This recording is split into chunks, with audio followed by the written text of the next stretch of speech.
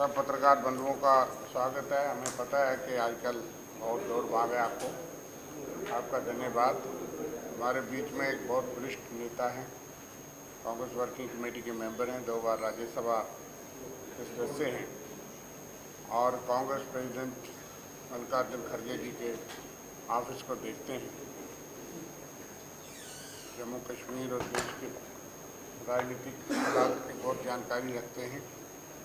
डॉली शर्मा जी पिछले कुछ दिनों से आप देख रहे हैं हमारे नेशनल मीडिया कोऑर्डिनेटर हैं जम्मू के लिए। अनिका मल्होत्रा जी भी नेशनल मीडिया कोऑर्डिनेटर यहाँ जम्मू को देखते हैं।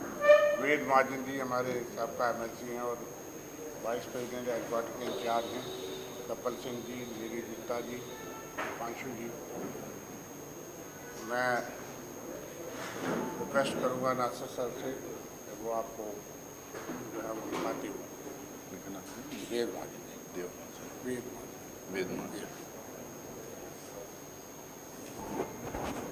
नमस्कार। आज की प्रेस कॉन्फ्रेंस में मेरे साथ में जम्मू कश्मीर के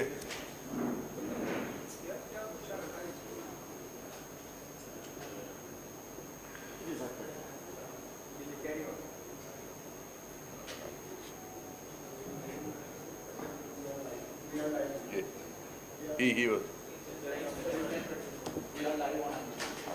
on ANC.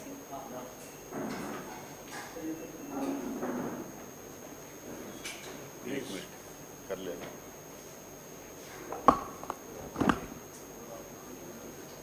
नमस्कार। आज की प्रेस कॉन्फ्रेंस में आप तमाम लोगों का स्वागत। मेरे साथ में जम्मू कश्मीर के वरिष्ठ नेता रविंद्र शर्मा जी हैं, महाजन साहब हैं, हमारे AICC के मीडिया कोऑर्डिनेटर डॉली शर्मा जी हैं, अनिका मल्होत्रा जी हैं, प्रणव जी हैं, कपिल जी हैं, हमारे नीरज गुप्ता जी हैं और तमाम मीडिया के साथियों। जैसा आप तमाम लोगों को पता है कि बहुत सालों के बाद जम्मू कश्मीर में चुनाव हो रहा है। अब चुनाव का प्रचार काफ़ी तेज़ी से पूरे जम्मू कश्मीर के रीजन में चल रहा है। कांग्रेस के, BJP के और दूसरे पार्टियों के नेताओं लोग घूम फिर के अपना प्रचार कर रहे हैं। काफ़ी वायदे कई पार्टियों से किए जा रहे हैं, लेकिन हम लोगों को पहले तो ये देखना पड़ेगा कि पिछले 8 साल, 9 साल, 10 साल से जो सरकार, भारतीय जनता पार्टी की जो सरकार रही है और जो प्रॉक्सी रूल जो उनका गवर्नर के ऑफिस के द्वारा जो चल रहा है, इसका पहले असेसमेंट करना पड़ेगा कि यहाँ की जनता को कि कैसा ये पिछले 10 साल में इन्होंने क्या दिया है, कैसा रूल किया है। अभी जो कह रहे हैं कि हम ये करेंगे, वो करेंगे, बड़े बड़े वायदे कर रहे हैं, तो पहले हम लोग को देखना पड़ेगा क्या किया। पहली तो बात यह है कि बहुत टॉल क्लेम्स करके इन्होंने यहाँ पे गवर्नर रूल लगाया। उस टाइम पे मुझे याद है कई टेलीविज़न चैनल्स में, नेशनल टेलीविज़न चैनल्स में जम्मू कश्मीर हिंदुस्तान में अलग अलग पैरामीटर्स में कहाँ किस नंबर पे था। ज़्यादातर पैरामीटर्स पे, हेल्थ पे, एजुकेशन पे, इंफ्रास्ट्रक्चर डेवलपमेंट पे, इन्फेंट मोर्टेलिटी पे, कई पैरामीटर्स में उसमें ये बताया गया था कि Jammu Kashmir 2 number, 3 number, 5 number में है पूरे हिंदुस्तान में। लेकिन आज मैं उन तमाम लोगों से, खासकर भारतीय जनता पार्टी के नेताओं से पूछना चाह रहा हूँ कि आज आप जम्मू कश्मीर में आके बड़े बड़े वायदे कर रहे हैं। पहले तो आप अपना रिपोर्ट कार्ड दीजिए, आप पिछले 10 साल में क्या किए जम्मू कश्मीर में। जो उन पैरामीटर्स पे दूसरे तीसरे नंबर पे जम्मू कश्मीर था पूरे हिंदुस्तान में, आज उन पैरामीटर में जम्मू कश्मीर कहाँ ठहरता है। हम बार बार क्लेम करते हैं कि UPA के टाइम पे हम 23 करोड़ लोगों को हिंदुस्तान में पॉवर्टी लाइन से उठा के ऊपर अबो पॉवर्टी लाइन में हम लोगों ने डाला था। तो आप बताइए कि 10 साल में यहाँ पे कितनी गरीबी आई, कितने लोग गरीबी के रेखा के से ऊपर आपने डाला है या ज़्यादा आपने यहाँ के लोगों को गरीबी के नीचे, गरीबी के रेखा के नीचे आपने ढकेला है। तो ये रिपोर्ट कार्ड आना चाहिए। आप कह रहे हैं कि आके यहाँ पे जम्मू कश्मीर स्वर्ग जैसा है, स्विट्ज़रलैंड जैसा है, लेकिन लोग गरीब हैं। आप 10 साल में कितने लोगों को गरीबी रेखा के नीचे भेजे हैं और कितने लोगों को गरीबी रेखा के ऊपर भेजे हैं, इसका तो डेटा आप लोगों के सामने रखो। आप एजुकेशन सेक्टर में क्या किया है, हेल्थ सेक्टर में क्या किया है, कितने पुल बनाए, कितने रोड बनाए, आप कितने टनल्स बनाए, आप इसका तो डेटा तो देना चाहिए आपको, रिपोर्ट कार्ड तो रखना चाहिए। रिपोर्ट कार्ड इनके पास कोई है ही नहीं, लच्छेदारी भाषण, ब्लैंकेट स्टेटमेंट्स, अपोजिशन पार्टीज़ के नेताओं को और उनके फैमिलियों के खिलाफ अनब शनब कहना और जुमलेबाजी करके चले जाना। आज यहाँ पर हम बार बार ये कह रहे हैं कि आप इलेक्शन इतने दिन बाद करवा रहे हैं, आप लोगों को ये भी जानना चाहिए कि इलेक्शन अपने मन से करवा नहीं रहे। अगर इनका बस चलता और 5 साल 10 साल 20 साल जम्मू कश्मीर में चुनाव नहीं करवाते। सुप्रीम कोर्ट के डायरेक्शंस पे आज चुनाव यहाँ पे हो रहा है, सुप्रीम कोर्ट के डायरेक्शंस पे आज यहाँ पे चुनाव हो रहा है। आज जब चुनाव हो रहा है तो अलग अलग टैक्टिक्स इस्तेमाल करके छोटे मोटे पार्टियों को खड़ा करना, उनको शय देना, इंडिपेंडेंस को खड़ा करना, शय देना, और ये चाह रहे हैं कि यहाँ पे फ्रैक्चर्ड मैंडेट रहे, यहाँ पे चाह रहे हैं कि इनस्टेबल गवर्नमेंट रहे। क्योंकि भारतीय जनता पार्टी का जो तरीक़ा है सत्ता हथियाना का अलग अलग स्टेट्स में, अगर आप देखें कर्नाटका में इन्होंने किया, महाराष्ट्र में किया, मध्य प्रदेश में किया, गोवा में किया, मेघालय में किया, अरुणाचल प्रदेश में किया, बिहार में भी पहले किया था। तो ये अलग अलग स्टेट्स में इनका जो तरीका देखें तो ये चाहते हैं कि या तो इनकी सरकार बन जाए, अगर इनकी सरकार नहीं बन रही तो इनस्टेबल गवर्नमेंट रहे, फ्रैक्चर्ड मैंडेट लोग दें, ताकि ये अपनी गवर्नर को वहाँ पे अपने गवर्नर को इस्तेमाल करके, क्योंकि ज़्यादातर गवर्नर इन्हीं के हैं हर स्टेट में, सेंट्रल गवर्नमेंट द्वारा अपॉइंटेड हैं। गवर्नर की ऑफिस और गवर्नर का घर इस्तेमाल करके ये चाहते हैं कि वहाँ पे गवर्नमेंट की इंस्टेबिलिटी का फ़ायदा उठा के ये फिर से वहाँ पे या तो अपनी सरकार बना लें या नहीं तो फिर गवर्नर के थ्रू वहाँ पे मिसरूल करें, मिस गवर्नेंस करें। अब यहाँ पे इसी तरीके से एक वातावरण क्रिएट किया है कि कुछ इंडिपेंडेंट जीत के आ जाए, कुछ छोटे मोटे पार्टीज जीत के आ जाए, इनके कुछ जो सीट्स इनके आ जाएं, ये सब मिला के खिचड़ी या तो गवर्नमेंट बना लें या नहीं तो इंस्टेबल, अगर किसी दूसरों की सरकार भी बने तो इतनी इंस्टेबल रहे कि ये ऊपर से रूल करें। तो इसीलिए तो पहली बार मैं ये जम्मू की जनता से, जम्मू कश्मीर की जनता से मैं ये अपील करना चाह रहा हूँ कि एक तरफा वोट नेशनल कॉन्फ्रेंस और कांग्रेस को दीजिए, ताकि हमें स्टेबल गवर्नमेंट दे पाएँ, ताकि फुल फ्लेज मैंडेट हमें मिले और हम लोग आप लोगों को स्टेबल गवर्नमेंट दे पाए। स्टेबल गवर्नमेंट ही यहाँ पे डेवलपमेंट ला सकती है, इनस्टेबल गवर्नमेंट ला नहीं सकती। तो इनकी जो स्ट्रैटेजी है, इनकी जो टैक्टिक्स हैं, इस पर आपको देखना पड़ेगा। You have to read through this, you have to see through this कि ये इनकी स्ट्रैटेजी के इंस्टेबल गवर्नमेंट बनाना चाह रहे हैं। यहाँ पे बहुत क्लेम्स किए जा रहे हैं, वो लोग भी क्लेम कर रहे हैं, कह रहे हैं कि 5 लाख नौकरियाँ देंगे। हम उनसे सवाल पूछना चाह रहे हैं, भाई 1 लाख वैकेंसी जो है और जो सैंक्शनड वैकेंसीज 1 लाख हैं उसका क्या? आप पिछले 10 साल में क्यों नहीं इसको भर्ती किए? आप बताइए कि कितने नए जॉब्स आपने क्रिएट किए।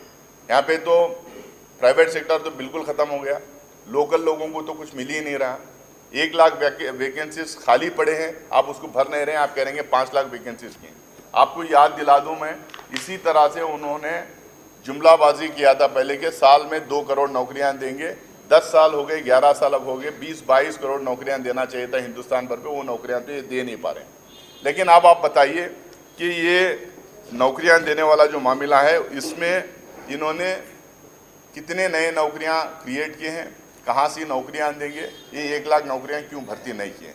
अनएम्प्लॉयमेंट रेट हिंदुस्तान में सबसे हाईएस्ट है, विमेन अनएम्प्लॉयमेंट रेट हिंदुस्तान में सबसे हाईएस्ट है, प्राइवेट सेक्टर में तो बिल्कुल कुछ है ही नहीं। दूसरा जो है, यहाँ पे जो थोड़ा बहुत जो बिजनेस हो सकता था, थोड़ा बहुत जो एम्प्लॉयमेंट क्रिएट हो सकता था, वो सारे ठेके बाहर के लोगों को दिया। माइनिंग में ठेका बाहर के लोगों को, सैंड में ठेका बाहर के लोगों को, ग्रेवल में, और जितना कंस्ट्रक्शन एक्टिविटी थोड़ी बहुत भी वो चल रही थी उसमें सारे कॉन्ट्रैक्टर्स बाहर के आके रहेंगे। तो बाहर के लोगों को लेके आके, अपने क्रोनी कैपिटलिस्ट फ्रेंड्स को, अपने क्रोनी फ्रेंड्स को लेके आके यहाँ पे आप उनको ठेके देंगे तो यहाँ के लोगों को कहाँ का बिजनेस मिलेगा और कहाँ की नौकरी मिलेगी? ऊपर से गवर्नर हाउस एक करप्शन का अड्डा बन गया। करप्शन केसेस इतने भी हैं। पहले तो यहाँ पे जो गवर्नर थे,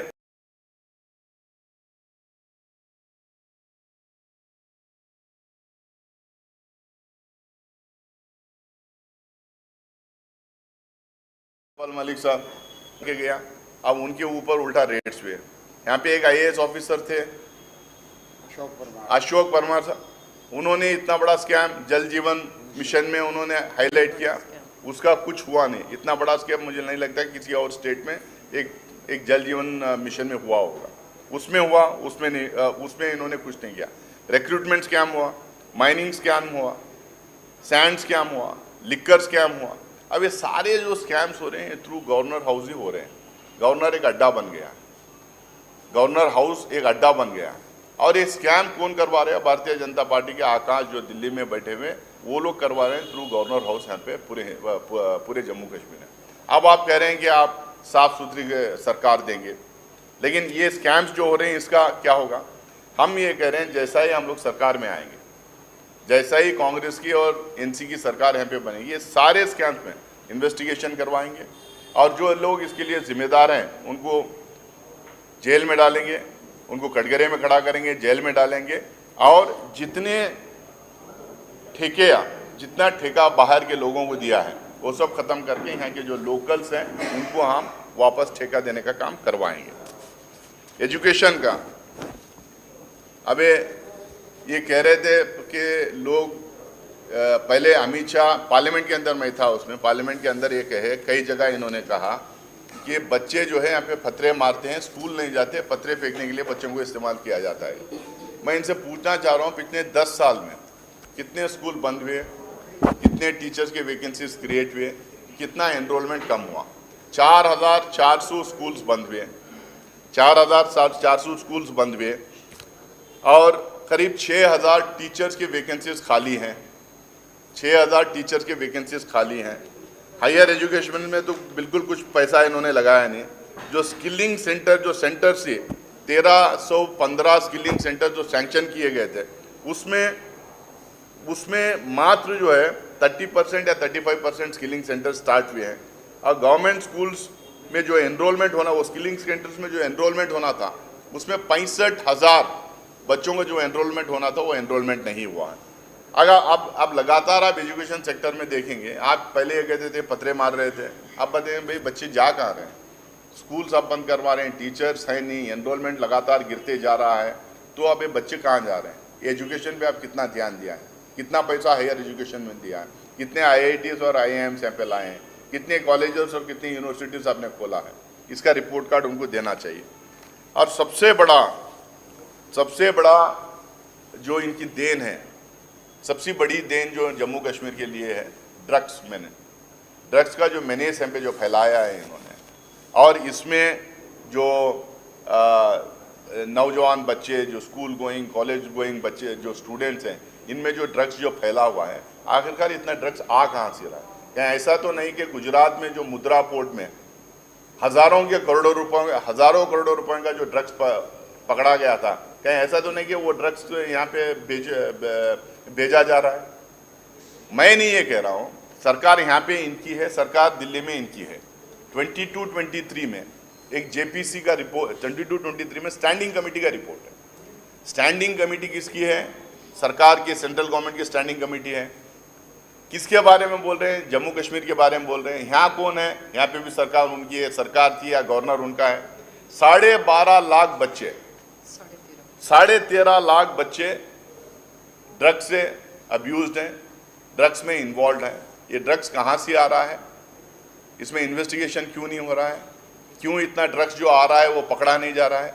ये किसी अरे गहरे की बात नहीं, कोई जर्नलिस्ट लिखने रहा, ना कांग्रेस पार्टी के लोग ये कह रहे हैं, ये स्टैंडिंग कमेटी के लोग कह रहे हैं। ये गवर्नमेंट ऑफ इंडिया के रिकॉर्ड्स में और पार्लियामेंट के रिकॉर्ड्स में दर्ज है। तो आप हमारे बच्चों को ड्रग्स के रास्ते पे डाल रहे हैं, क्योंकि जो ड्रग्स पकड़ा गया था गुजरात का, वो कहीं ना कहीं बिकना था और वो यहाँ पे बेचा जा रहा है। तो आप गवर्नर से मैं पूछना चाहता हूँ कि, और सरकार से, सेंट्रल गवर्नमेंट से पूछना चाहता हूँ कि हमारे देश के बच्चे, जम्मू कश्मीर के बच्चे जो ड्रग्स के रास्ते पर जा रहे हैं, इनका आप क्या करेंगे? इसके लिए रोड मैप क्या है आपका? और यहाँ पे खासकर जम्मू की अगर मैं बात करूँ तो जम्मू की अगर बात करूँ तो जम्मू मुंह हुआ करता था, जिसको इन्होंने बंद करवा दिया। मैं तो हर जगह देखा हूँ, देश भर में घूमता हूँ, देश भर में इलेक्शन करवाता हूँ, कैंपेन करवाता हूँ, पार्टी का CWC मेंबर होने के नाते। ज़्यादातर व्यापारी लोग जो हैं व्यापारी लोग, ज़्यादातर व्यापारी भाई जो है बीजेपी को सपोर्ट करते हैं, लेकिन उनका तो पूरा व्यापार इन्होंने बर्बाद करवा दिया, ख़त्म करवा दिया।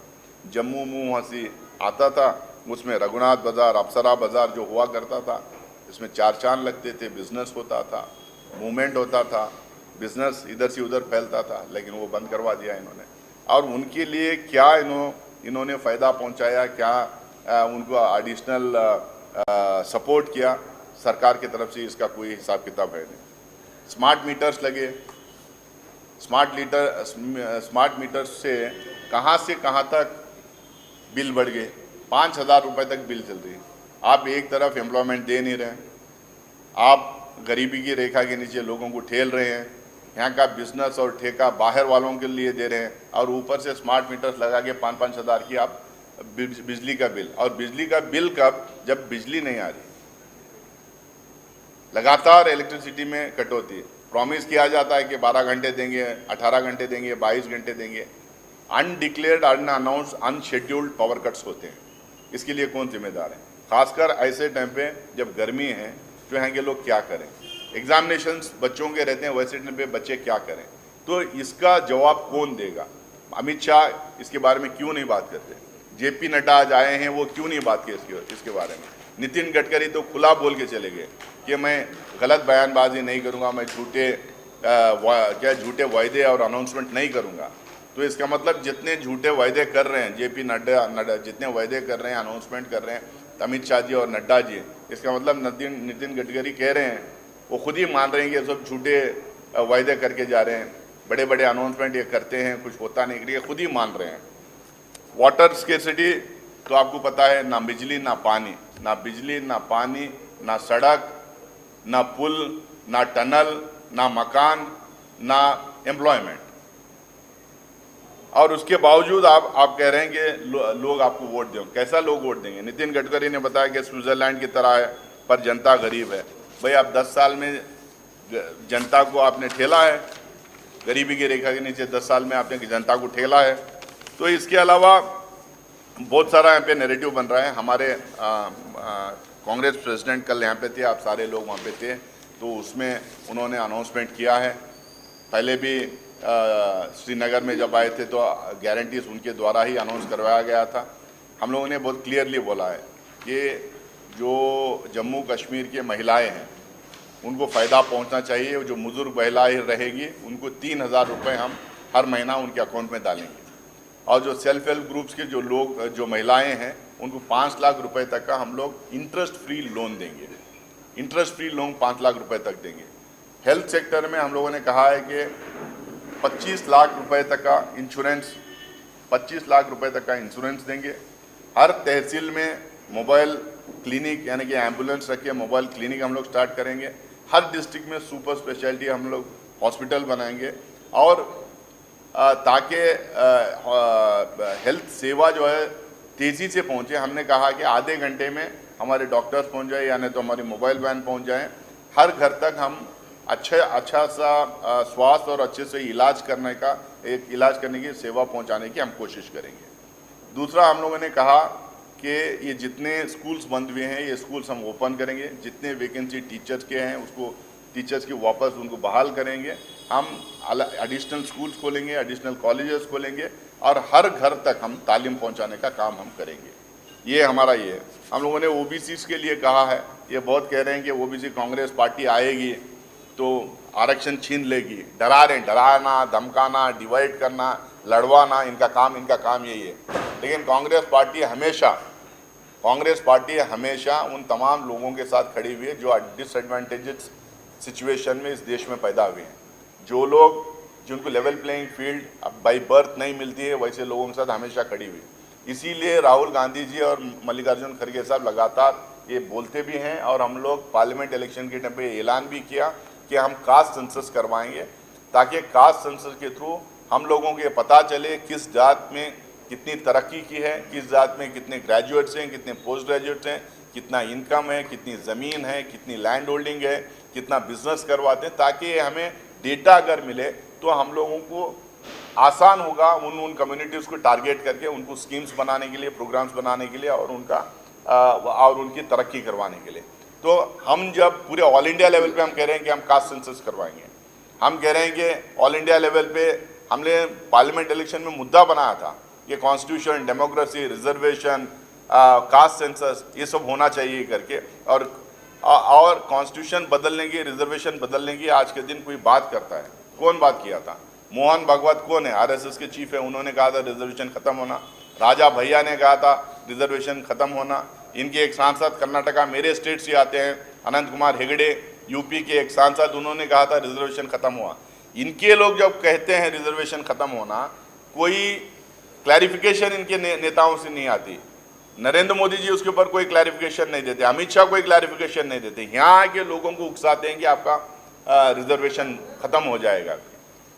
लेकिन हम लोग एकदम साफ कह रहे हैं, हम लोग हमेशा इस देश की गरीब जनता के साथ, किसी भी जात का हो, गरीब जनता के साथ हम खड़े रहे हैं। उनके लिए स्कीम्स और प्रोग्राम्स हम बनाते हैं। उनको जो सुविधाएं कॉन्स्टिट्यूशनली मैंडेटेड सुविधाएं या फैसिलिटीज़ जो उनको मिले हैं, उनको हम लोग ख़त्म करने की कभी बात नहीं करते, उल्टा उनको बढ़ाने की हम लोग बात करते हैं। अब बीजेपी का नया कश्मीर जो बार बार ये कहते हैं कि हम डेवलपमेंट करेंगे, हम यहाँ पे राहत पहुँचाएंगे, पानी पहुँचाएंगे, इलेक्ट्रिसिटी पहुँचाएंगे। मैं ऑलरेडी बोल चुका हूँ कि इन्होंने क्या क्या यहाँ पे क्या क्या किया है। मैं और बहुत ज़्यादा आपका टाइम नहीं लेना चाहूँगा। मैं इतना ही कहूँगा कि हम सरकार में आए, हम लोग अपील कर रहे हैं कि हमें फुल फ्लेज मैंडेट मिले। हम अपील कर रहे हैं कि हमें स्टेबल सरकार देने के लिए एक तरफा मैंडेट दें। ये इंडिपेंडेंस के चक्कर में, छोटे पार्टियों के चक्कर में ना रहें, वन साइड हमें मैंडेट दें। दूसरा, हम ये कह रहे हैं कि हम लोग ये स्टेट को स्टेटहुड दिलवाएंगे। पहली बार हिंदुस्तान में 75 साल में, कल हमारे अध्यक्ष जी ने भी कहा, 75 ईयर्स में पहली बार ऐसा हुआ है कि एक स्टेट को ख़त्म करके यूनियन टेरिटरी में तब्दील किया गया। हम लोगों ने हमारे शासन में यूनियन टेरिटरीज को स्टेट्स में हम लोगों ने स्टेट्स का अपग्रेडेशन किया था, यहाँ पे डिमोशन हुआ है। तो हम सरकार में आएंगे तो हम स्टेटहुड की लड़ाई लड़ेंगे, स्पेशल स्टेटस की लड़ाई लड़ेंगे, हम स्पेशल पैकेज की लड़ाई लड़ेंगे, यहाँ की अवाम की तरक्की की लड़ाई लड़ेंगे। जो गवर्नमेंट के जो स्कीम्स हैं, जो 65% जो सेंट्रल गवर्नमेंट स्कीम्स यहाँ हैं जो इम्प्लीमेंट नहीं हुए हैं, जिसका पैसा ऐसा ही पड़ा हुआ है, जिसको डाइवर्ट किया जा रहा है, उसको पूरी तरह से उन्हीं स्कीम्स में इम्प्लीमेंट करवाने की कोशिश करेंगे और यहाँ के लोगों को प्रोटेक्शन मिले, यहाँ के लोगों के बीच में भय का वातावरण ना रहे, यहाँ पे आतंकवाद हमले और घटनाएं जो हो रही हैं ख़त्म हो और लोगों को यहाँ पे तरक्की के रास्ते पे डालें और यहाँ के लोगों को सारे फैसिलिटीज़ दिया जाए। इसकी लड़ाई हम लड़ेंगे और एक अच्छा शासन हम लोग देंगे। इसी बात के साथ फिर से एक टाइम अपील करते हुए हम लोग चाह रहे हैं कि फुल फ्लेज मैंडेट हमें मिले, एक तरफा मैंडेट हमें मिले, ताकि हम आपके लिए खड़े रहें, ताकि हम आपकी आवाज़ दिल्ली में उठा सकें। बहुत बहुत शुक्रिया आप तमाम लोगों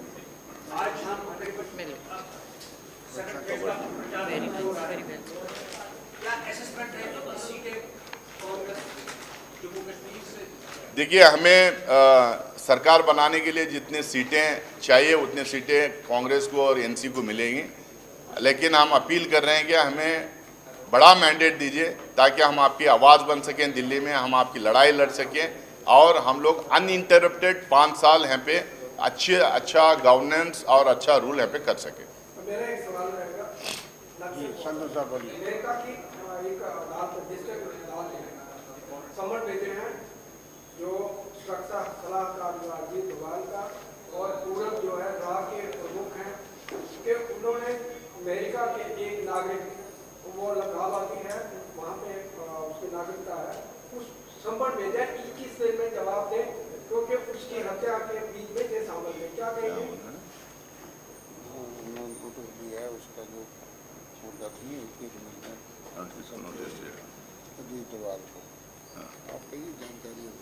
देखिए, इसकी एक्चुअली मुझे जानकारी है नहीं, मैं इसकी जानकारी लेके आपको बताऊंगा, नहीं तो हमारे शर्मा जी बाद में आपको देखिए, इसमें हमारे डिप्लोमेटिक रिलेशंस इन्वॉल्व हैं, फॉरेन पॉलिसी इन्वॉल्व है, तो मुझे बिना जानकारी मुझे नहीं लगता कि मुझे इस पर स्टेटमेंट करना है। मैं ज़रूर जानकारी करके कांग्रेस पार्टी का स्टैंड उसके ऊपर क्लियर कराऊंगा। ये सवाल हो रहेगा छोटा सा कि जिस तरह से हमेशा से बीजेपी अपने प्रेस कॉन्फ्रेंस में अपनी रैली में एक ही इल्जाम कांग्रेस के ऊपर लगाते हैं कि ये परिवारवाद है, इन्होंने 70 साल में कुछ नहीं किया और ये अगर आएंगे आतंकवाद को बढ़ावा देंगे, क्या कहते हैं इसके ऊपर? देखिए, उनके दो स्टेटमेंट्स हैं। अगर नितिन गडकरी कहते हैं कि कश्मीर स्विट्ज़रलैंड के जैसा है, दूसरी तरफ ये कहते हैं कि हम लोगों ने 70 साल से कुछ काम नहीं किया। अब तीसरा मैं उनसे सवाल पूछ रहा हूँ कि अब हम जब चुनाव में जब जाते हैं, 5 साल के बाद जब चुनाव में जाते हैं, तो हमेशा ये होता है कि जो मौजूदा सरकार है वो अपना रिपोर्ट कार्ड जनता के सामने रखती है। कोई 70 साल 50 साल की बात से ज़्यादा बात ये होती है कि पिछले 5 साल या पिछले 10 साल जो पार्टी सरकार में है वो पार्टी को अपना प्रोग्रेस रिपोर्ट, अपना रिपोर्ट कार्ड जनता के सामने रखना। मैं आपको बताया हूँ कि पिछले 10 साल में इन्होंने किस तरह से जम्मू कश्मीर को बर्बाद किया है, किस तरह से यहाँ के लोगों के साथ, क्या लोगों के भावनाओं के साथ खिलवाड़ किया है, किस तरह से यहाँ पे जम्मू कश्मीर के गवर्नर का हाउस को गलत तरीके से इस्तेमाल करके बीजेपी लूट खसुट मचा के यहाँ के रिसोर्सेस और यहाँ के फंड्स बाहर के लोगों के थ्रू इन्होंने लूट खसुट मचाने के लिए उनको रास्ते बना के दिए हैं। मैं आपको बताया हूँ।